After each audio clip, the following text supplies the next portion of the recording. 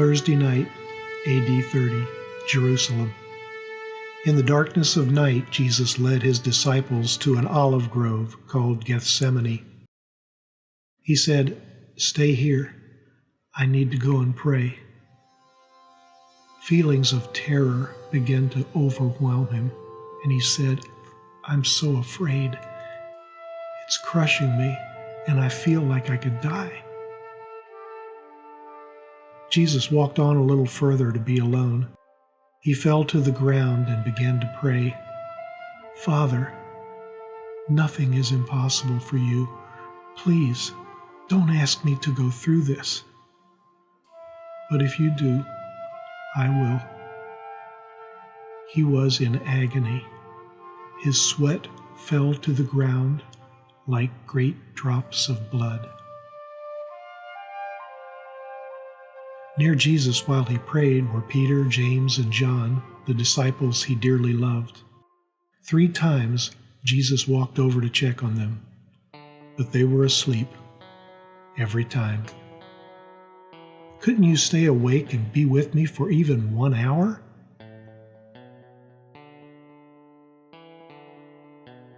Judas, one of the disciples, arrived with a large mob armed with swords and clubs. "Go ahead, my friend.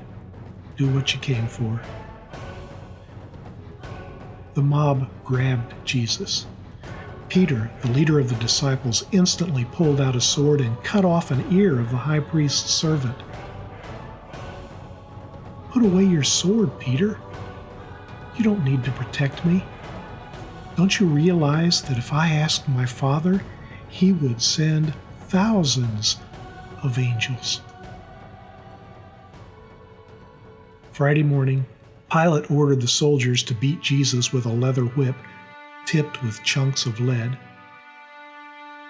They stripped off his clothes and dressed him in the scarlet robe of a king.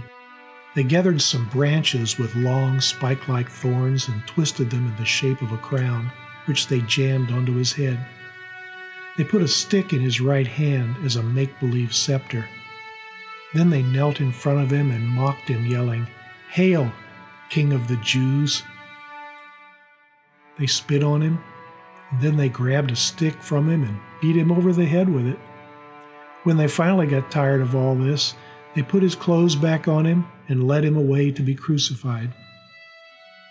They forced him to carry his cross, but as he tried, he collapsed into the dirt. Soldiers ordered a bystander, Simon from Cyrene, to pick up the cross and carry it for him. They came to a place called Golgotha, which means Skull Hill. Soldiers gave Jesus some wine mixed with a bitter liquid to help deaden the pain. But when Jesus got a taste of what it was, he refused to drink it. No painkiller. They nailed him to the cross. Jesus said, "Father, forgive them. They don't know what they're doing." The executioners gambled to see who would get his clothing. People stood by the cross, watching. Some of the Jewish leaders ridiculed him. They said, "He saved other people. Let him go ahead and save himself if he really is the chosen one, the Messiah sent by God." Standing near the foot of the cross were Jesus' mother and the disciple he loved. Jesus caught his mother's eye and said to her, "Dear woman, he is your son." And he said to his disciple, "She is your mother." And from that day on, the disciple took her into his home. At noon, darkness covered the whole land for 3 hours. At about 3 o'clock, Jesus cried out as loud as he could, my God, why have you left me?" It is finished. Jesus bowed his head and gave up his spirit.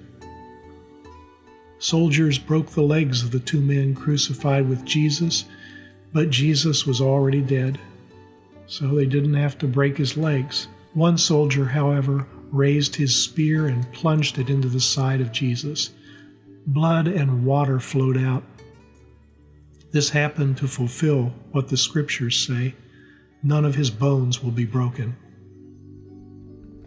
The earth shook, rocks split, the curtain leading into the holiest room of the temple ripped apart from top to bottom.